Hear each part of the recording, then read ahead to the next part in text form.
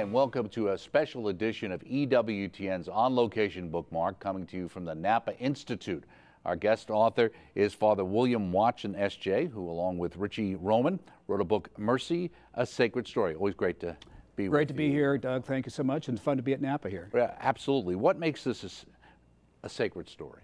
Well, the story behind this book, and this is the second book that you've done on this similar topic. Exactly, right. Is that I received in 2015 a letter to whom it may concern from a federal inmate who had been given a copy of our letters from prison, our 40 Weeks book, and he wanted spiritual advice and guidance. And I rolled my eyes. I told my staff, I said, I don't have time to be a prison pen pal.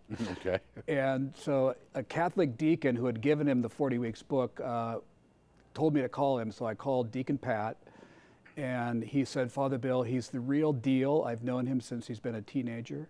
He said he needs help. He says, I think Jesus is knocking on your door and asking you to help people like Ritchie. So who was Deacon Pat? How did he know Ritchie?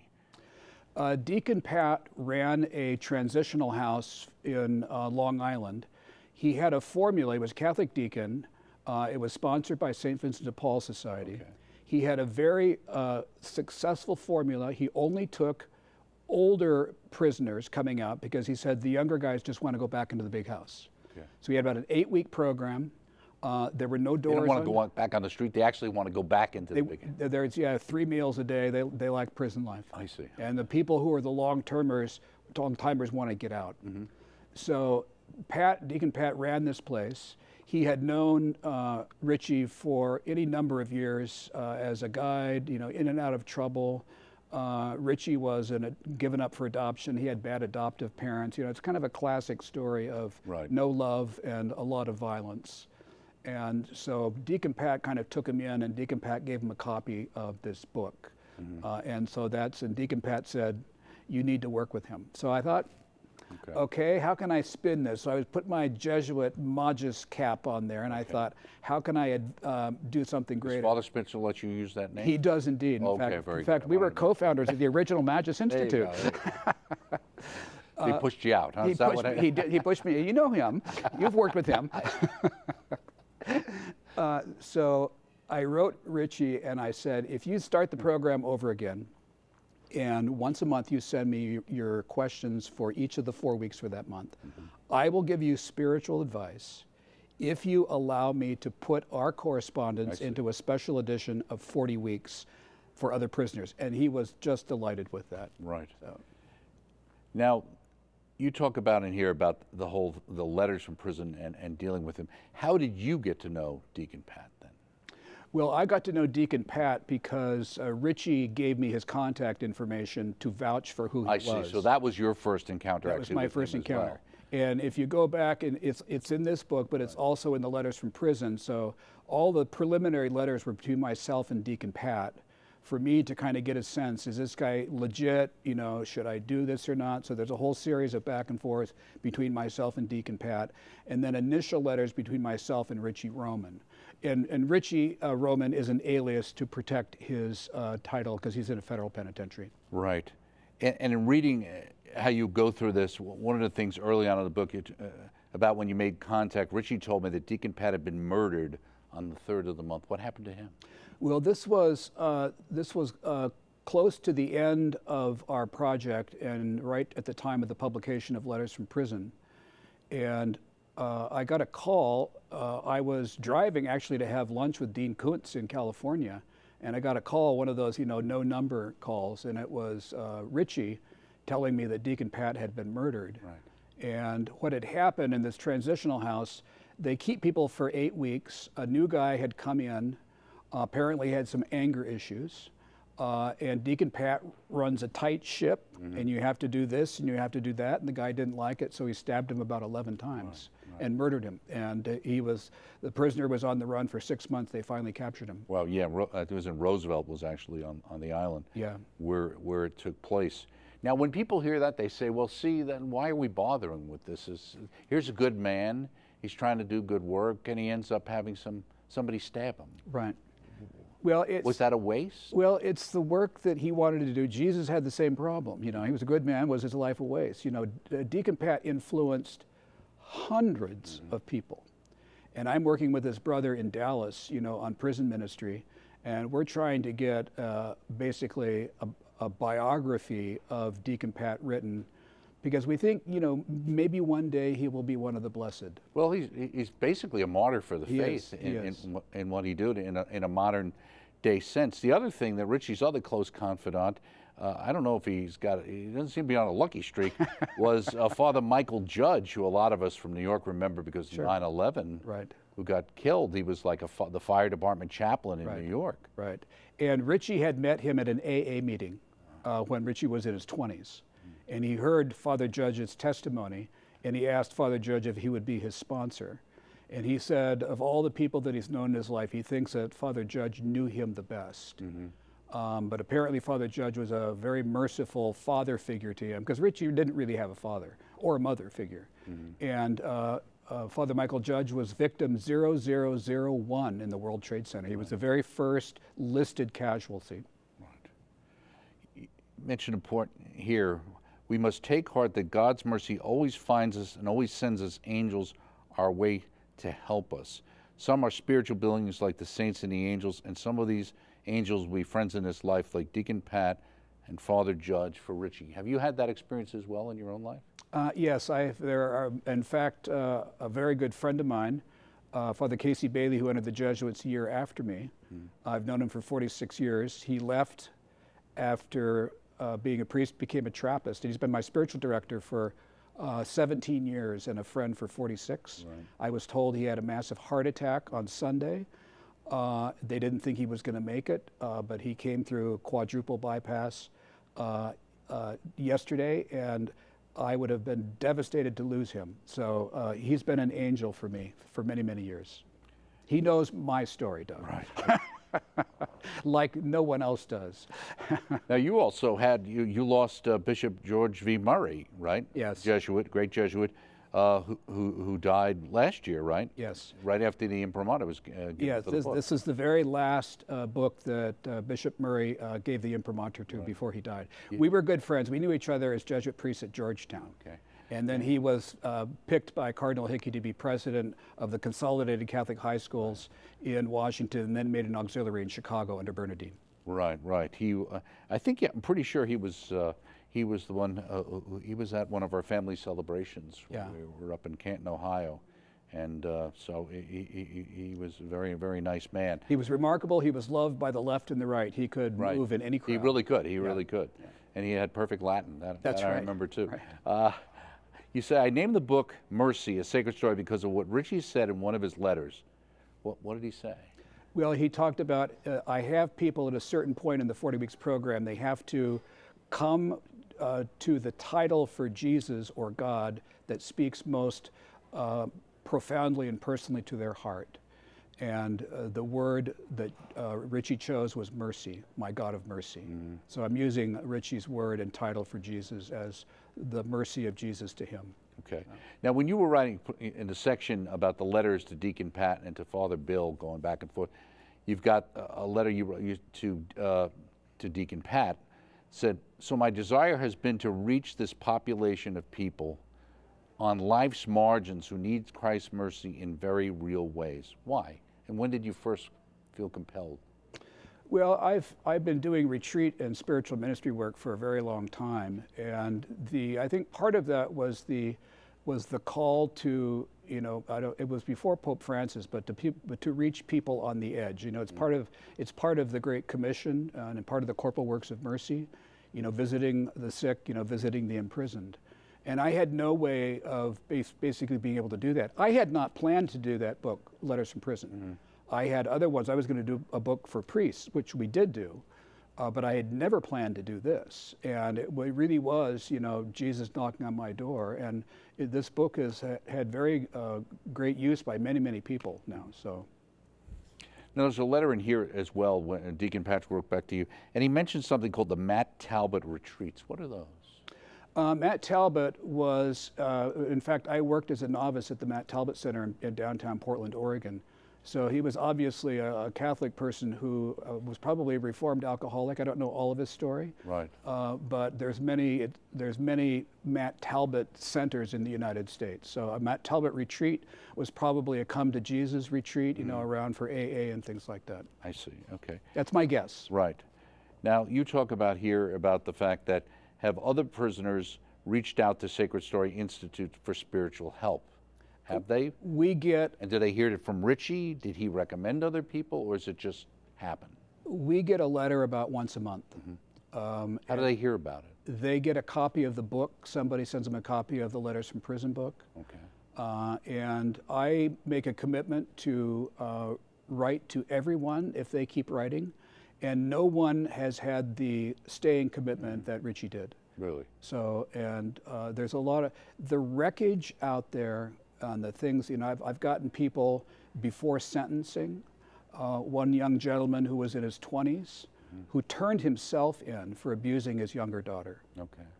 And so he got sentenced, and I haven't heard from him since. Really? And a lot of these people have to take a long time to reconcile what they have done. Ritchie had done that by the time he reached out to me. He knew that he had messed up in his life. And what had he done? What was he in for, Ritchie? He had a long history of petty crime, theft, drugs, but he was finally imprisoned in a federal penitentiary for armed bank robbery. Okay. For drugs, you know. So Okay, right. Of course, today he could rob stores if it was under $1,000. if he's in a certain He'd still city, be right? still be on the street. So maybe he missed his opportunity Right, here. right. Now, as far as this book, do you sell these books? Do you give them away? How are they actually distributed to prisoners? Well, there's two ways for this book to get distributed. I give it to people because I think just reading the correspondence is like it's spiritually uplifting, because it's reading the story of someone who is coming to Christ and their conversion. But we also work with people who want to do prison ministry. This is a little bit of an easier book. Now, this book has all the correspondence in the book Letters from Prison, but it also contains the 2 years of the correspondence that happened after the publication of that book. So I decided to put it all together in a single volume. It's not quite as demanding as the 40 Weeks Letters from Prison, and it's kind of like an entree for someone who may want to eventually do that more serious program. So, what's your sense of the state of Catholic prison ministry? Are we behind the evangelicals on those kinds of things, just like we are seeming in the military and things these days? Yeah, I spoke to almost all of the top leadership of the Catholic military chaplains, prison chaplaincy in the United States before the publication of the book, and many of them have written endorsements for it. I discovered that there was a huge influx of Catholic laity in the 1970s into prison ministry. They're all dying out, and nobody is following them.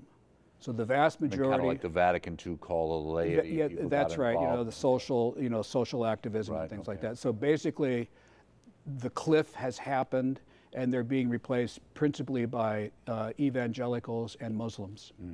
There are very, very few Catholic prison chaplains. And why do you think that is? I just don't think it's appealing to people. And it's like, I live in a province where we had a lot of native ministries, and there's been a lot of problems with the native ministries. And it's like not a lot of people want to do that anymore. Right, yeah. It's a difficult work. It's hard work. I have a cousin who's a Redemptorist priest who's a full-time military prison chaplain down in Texas. Right, I wonder too with that, to some degree in the age we live in today, where people have a sense of God's mercy, also say, well, God's going to take care of them. Right. They'll be okay. Some evangelicals have a little more fundamentalist view that says, well, if you're not, committed to Christ, so maybe there's a greater motivation at times, sometimes for people to get involved. And what I will say about this in terms of, people possibly using this, one of the things I discovered is how desperately lonely prisoners are. And to get a letter from somebody on the outside is like Christmas 10 times over. So you can do somebody a huge amount of good just by simple correspondence with them. It lets somebody know that they are appreciated, that their life is known, and they wait for the letters. I had an interesting experience because Ritchie's letters were so powerful. I couldn't wait for his next letter to come to see what had happened to him. Yeah, I was just chomping at the bit for the mail to come in to see what God had been doing in his life, because he writes so powerfully. And I think people are very deeply moved by it. In fact, I just completed a program, a training program for a new Sacred Story community, and we did a video every week. And I did a preview of the material for that week of 40 weeks. But what I decided to do was to read also my correspondence back and forth with Ritchie Roman as a part of their formation. Because I don't think there's anybody that I have worked with who has taken the program as seriously and did as good a job as Ritchie as articulating the spiritual experience of the 40-week Sacred Story program. Now, you wrote to him in this letter here, says, the plan of Satan from the start was to trick us into turning into ourselves, and away from God. He knew it would devastate our hearts and make all relationships complicated and difficult. Satan knew that pain would work perfectly for his plan to destroy us, though Jesus would never let that happen. The great lie of Satan to our primordial parents is, you will be like God, knowing good from evil. And the way that I like to phrase that is, you will be your own gods and you will decide what is good and evil. Now, perhaps, in fact, I have an evangelical friend of mine in Seattle who's very, very bright. You know, he developed the third-party purchasing system from Amazon. He was one of the people on the original MS-DOS for Microsoft. Very brilliant scientific mind. We would argue about, you know, how could they have been tricked? And we came to the conclusion that it had to be something that made it sound like it was going to be even better than what they had. You will be like this God. Sure. And you will be able to decide what is good and evil. And listening and affirming and taking that bait crashed their hearts, and Satan knew what would happen. He could see its trajectory throughout all of history. One of the great icons, I think, of salvation history is the Enunciation of the angel Gabriel. I believe it's by Giotto, or no, Fra Angelico. So you have our primordial parents being ushered out of Eden in shame, with the angel pushing them out with the sword of fire, and above them is the Trinity. And you see the shaft of light going to the Blessed Mother, with the angel Gabriel with his, you know, huge colored wings, and in the shaft of light is the Holy Spirit. So at the moment of the cataclysm in Genesis, the turning away, the plan was immediately impacted to save the human race. And you look at it from a human perspective, loving parents who know that a child is in danger would do anything to save them. How many times have you heard, you know, if I could take this illness on for you, I would do it myself. And we have that to the, you know, 10 trillionth degree with God's love for us. Yeah. What do you say to people? They say, well, you know, we hear about all these jailhouse conversions, you know, suddenly everybody gets very religious when they end up in prison. What's your experience? I don't think that's true from what I heard from Ritchie. He said prison is an incredibly violent place. And he said it's very, very hard to do good here because nobody wants to do good. So there are a few people, he had a few friends, but he was pretty much isolated in his faith. There was, you know, in fact, because of the lack of prison chaplains, they very rarely got mass, like maybe once every 2 or 3 months. So. Right, I know one of our efforts has been obviously to get EWTN available into many prisons around the country and even internationally. That would be an incredible blessing. Right. I know we had done some work even in Ireland about it. Now, let's focus on Ritchie in our closing minutes here. Okay. Where is he right now? Is he still in prison, or? When we started corresponding, he had 5 years left of a 25-year sentence. This is the 21st of July. He was released on the 2nd of July. And he is back at the place where he was with Deacon Pat. It's under a new leadership, but he's going to be there for 8 months. And what he said in his very last letter of the 40 weeks, the week 40, he said he felt called to consequential service. Okay. And he's using that term with me. He says, I'm looking for how God wants to use me. And I'm going to be working with him. I offered to continue to give him spiritual advice and guidance to try to help him discern. He says, I don't want to make money. He says, I want to do things that are going to help people. And I said, Jesus will lead you and guide you, and we'll get this figured out. Do you have a sense from dealing in the prison ministry and what you've seen? Because obviously you talk about his situation, adoptive situation, the breakup of the nuclear family, the lack of fathers in many situations, and just that impact on young men especially, and, Yes. and the crime rate, so to speak, or the feeling like Right. there's no option for anything except getting in trouble ultimately. Right. And I know I've worked with many men's ministries, and one of the big issues they deal with is the father wound, either from divorce or the father's absence. Dr. Gabor Mate, whom I worked with on my doctoral work on Sacred Story, is a brilliant seminal thinker in British Columbia who worked with the worst street addicts in Vancouver, Washington. And he said to a person, all of them had some type of childhood trauma in the family that they were anesthetizing with drugs. And so it's the early damage, and this is Satan's plan, to destroy the relationships between husbands and wives within families, and just basically have the whole culture fall apart. Well, why do you think the culture's unwilling to address that as a problem? The church tries to address it, but the mainline culture, even mainline medical psychology, tends to stay away from it. Why? I think for people to admit the truth of what is happening would cause people to surrender deeply held and well-defended ideological positions. And they can't do that. And the reason I'm in my retreat work, Doug, is because I worked in universities for years, and I knew that I could win many arguments on point of fact, but it did nothing to change people's minds. Because I decided they were wounded hearts that had built these elaborate intellectual superstructures that were very well defended, and they couldn't get to the wounded heart, and so this never changed. Right. So that's why I try to go to the heart with all of my retreat work. Too painful Too painful, to, right. to take that on. Right. And so they just kind of block that. Yep.